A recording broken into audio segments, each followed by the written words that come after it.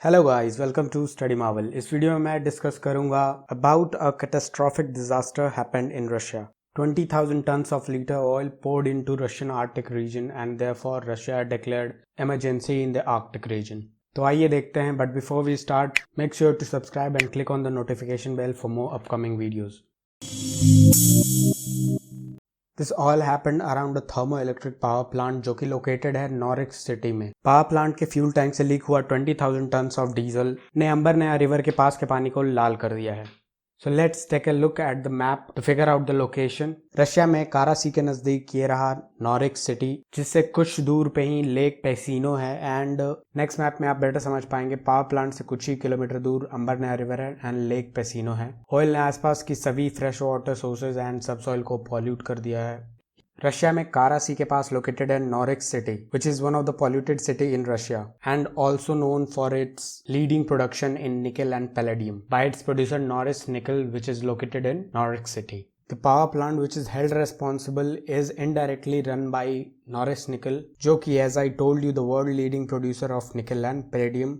Reports के according कहा जा रहा है कि पर्माफ्रॉस्ट वीक हो जाने की वजह से जो पिलर फ्यूल टैंक को सपोर्ट दे रहे थे वो टूट गए या फिर डैमेज हो गए, जिसकी वजह से टैंकर को डैमेज आया and the leak of 20,000 tons of diesel. But to understand it better we have to know a little about permafrost. We all know that Russia is a cold place and around 55% of Russian land is covered with ice. So, कोई भी जमीन का हिस्सा या टुकड़ा जो लंबे समय तक जमा रहता है यानी कि फ्रोजन रहता है उसको पर्माफ्रॉस्ट कहते हैं। सिंस ये इवेंट साइबेरियन रीजन में हुआ है जहाँ पे गर्मियों में average temperature -5 degree Celsius and ठंडी में -25 डिग्री सेल्सियस के आसपास रहता है। एंड आइस लेयर्स इतने मजबूत होते हैं कि बहुत सारा कंस्ट्रक्शन इन बर्फों की मोटी परतों पे ही कर दिया जाता है। नाउ अब इस केस में दो फैक्टर्स इन्वॉल्व्ड हैं पर्माफ्रॉस्ट के पिघलने के पीछे। First is the alarming global warming rate which is rising the average temperature and in addition we can not forget that Norilsk is one of the most polluted city in Russia. Second, since ये गर्मियों का समय है तो temperature already max पे होता है, so we can easily conclude that why permafrost gets thawed. Now take a look at how bad is the damage, and since no Indian media is covering on this event because of coronavirus and all thing, I'll try to explain here. By volume, it is the second largest oil spill in the history compared to the first, that is Valdez oil spill of Alaska in 1989. अभी तक around 21,000 tons of oil leak हो चुका है in and around अंबर नया river and lake पेसिनो, और अगर इसको जल्द ही कंटेन नहीं किया गया तो it will reach Kara sea which is further connected to Arctic ocean and can easily be contaminated. इस ऑयल स्पिल से रशियन आर्कटिक वाटरवेज को $76 मिलियन से ज़्यादा का नुकसान है इकोनॉमिकली, जिसमें fishing industry, tourism, shipping industry etcetera involve है। And further you can imagine अगर ऐसा होता है कि कॉन्टामिनेशन कारा सी एंड आर्कटिक रीजन तक पहुंच जाता है तो what will happen to the aquatic life and how it can be cleaned. Now, since we know a lot about the event in this video, but we cannot forget the impact it causes or the danger it poses to the human or aquatic species. एक एक करके बात करेंगे। First, आप लोगों ने सुना होगा ये वर्ड्स पानी में आग लगाना। Yes, it is possible here. The risk of fire hazard, जिसके कारण मैसिव एयर पॉल्यूशन होगा।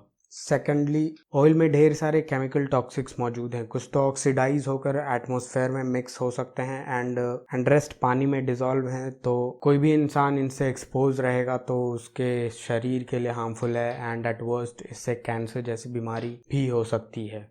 Third, fishing and tourism industry को बहुत बुरी तरीके से नुकसान है क्योंकि टॉक्सिक्स मछलियाँ कोई नहीं खाना चाहेगा, और क्योंकि पानी में मिक्स्ड टॉक्सिक्स को मछलियाँ and other aquatic species ingest करेंगी और पॉइजनिंग का खतरा है। बहुत सारे एक्वेटिक स्पीसीज इनमें एक्सपोज रहने से अपनी स्मेल करने की क्षमता को खो सकते हैं, अंधे हो सकते हैं या फिर पूरी तरीके से मर भी सकते हैं। अब ये ऑयल लीक स्टार्ट हुआ था तकरीबन मई 29 के आसपास एंड इसको कंट्रोल करने के लिए काफ़ी मेजर्स लिए गए हैं, but we will study how it can be tackled. कुछ तरीके हैं जिनकी मदद से it can be close to possible to separate the dissolved oil. First है बूम्स एंड स्किमर्स को यूज़ किया जाता है। इस पिक्चर में देखिए ये कुछ इस तरीके से फिगर आउट कर सकते हैं आप लोग।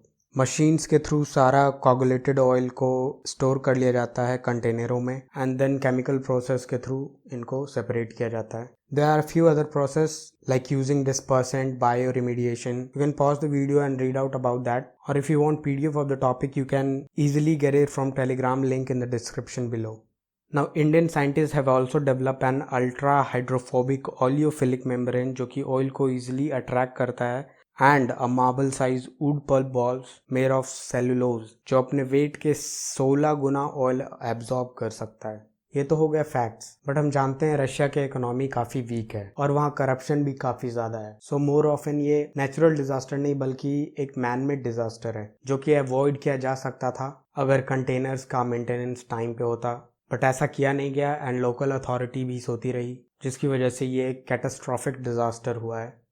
Now jumping on to the conclusion, president Putin ने नॉरिस निकल को क्रिटिसाइज करते हुए कहा कि जानकारी पहले से दी जा सकती थी and therefore Norilsk Nickel pledged to pay for cleanup. Around 20 kilometre में फैल चुका ऑयल को कंटेन करना बहुत मुश्किल होने वाला है, इसलिए काफ़ी इमरजेंसी टीम इस पे काम कर रही हैं, बट फिर भी एक्सपर्ट्स का मानना है कि इसको पूरी तरह से क्लीन करने में 5 से 10 साल का समय लग सकता है।